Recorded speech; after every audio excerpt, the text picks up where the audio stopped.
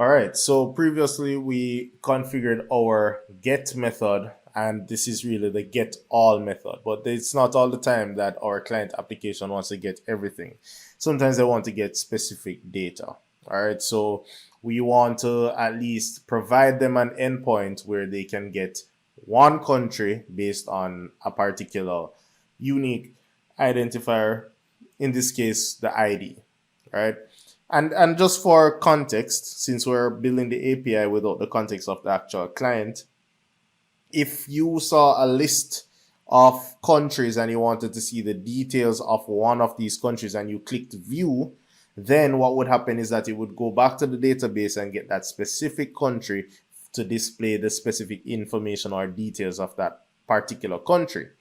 All right. So that is the same thing that we want to provide an endpoint for, so that when on their side, when the user clicks the country, they in the background will say which country was clicked here, which ID is there. Here's the ID API. Please may I have the details? And then we say, okay, we'll do the lookup. Here are the details for that particular country. So without any further delay, let's get to it. So I'm actually just going to copy that original get. All right. And we're just going to make some minor modifications. So the first modification would be to the attribute. So yes, they're both gets, right? But this get in particular needs to know that it can take a parameter, right? And this is really, it has a lot to do with documentation purposes, and it's good so that when people see it, they can infer at the same time how it differs as it goes along. So you can define the get, but then you open and close brace, and then inside that you define the template for the get. So I can say here that I'm expecting some parameter called ID, and it should be of type int. So if we wanted to get by name, we could do something like name of type string. All right. So you know that this get is going to take this parameter name, and the names are very important, and that data type, which is also very important. Next, we are going to have to rename this. I mean, get countries. This isn't getting countries. This is getting a country, and it is taking a parameter ID. So like with any other method in anywhere else in C#, once you're calling a method that you have to pass a parameter in, you have to define the parameter that it's expecting. And notice that the name here matches the name that is in the attribute. All right. So get country ID. Now we have the same try catch, but then we're going to change up the query and the mapping a bit. So one, we're not getting countries, we're getting country. And we're calling the same await unit of work countries, but we're calling the get method. All right. And our get method, notice the red line, the get method requires the expression or the stipulation behind what exactly it should be getting. So we have to define in this the expressions. Remember I said that the expression is really going to be a lambda expression. So I'm going to pass in that same kind of lambda expression where we say token, lambda arrow, and then what am I looking for? Q dot, and then I have all the fields of the table. So this was designed for the countries, right? So what field in the countries table should I be looking for? I'm looking for the ID, and my condition is that the ID in the countries table matches the ID coming in through the parameter. All right.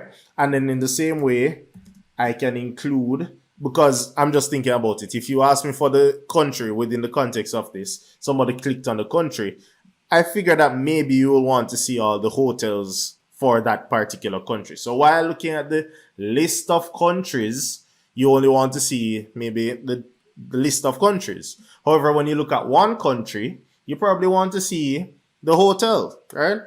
So, or hotels. So I'm going to say new list. So I'm going to pass in a new list of type string.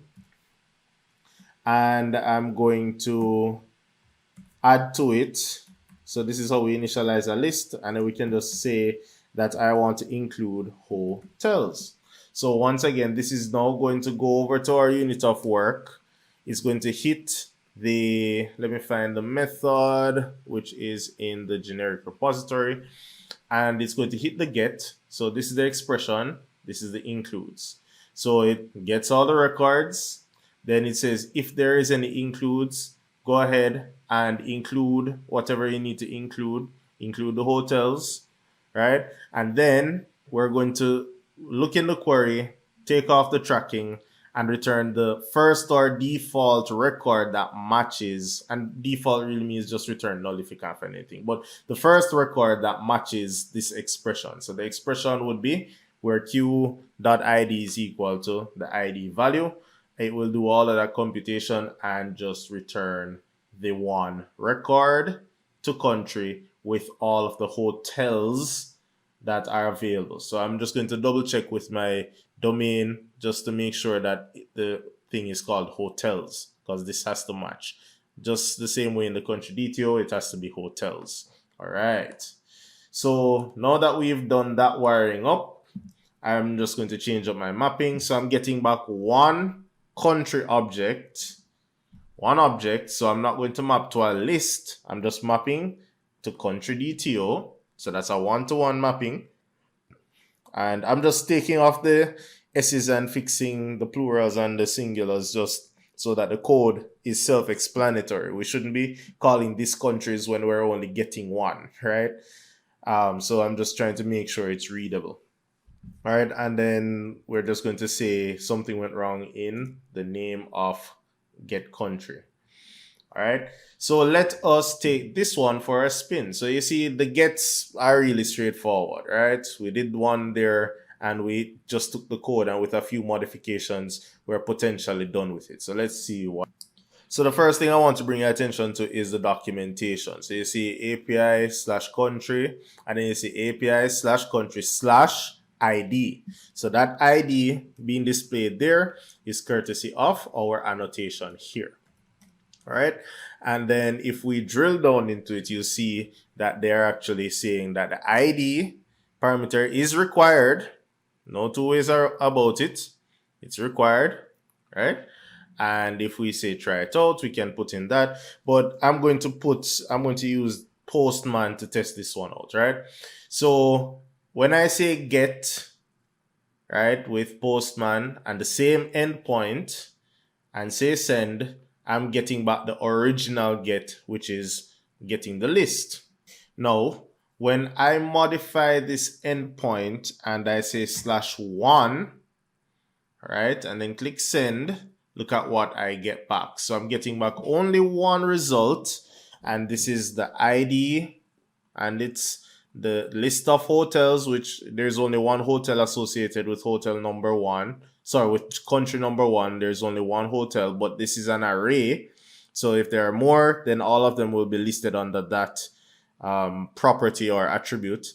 And then the name is Jamaica and the short name is JM. So you see, our second get is working. So let me just put a breakpoint and show you exactly what is happening when we make that request. So putting a breakpoint there and then clicking send again. Breakpoint is activated. If we look in the parameter listing, we see our value 1 coming over. All right. And then we can go ahead and I'm going to use F10. So when you use F10, it doesn't go into all of the method calls. But then if I look at the country object coming back, you see hotels, and that's the list with only one, the ID, the name, the short name, and then we do the mapping. So now result has all of the data that was just in country, and then it's going to return the OK with results. So it's automatically going to deserialize it into, well, serialize it into JSON layout.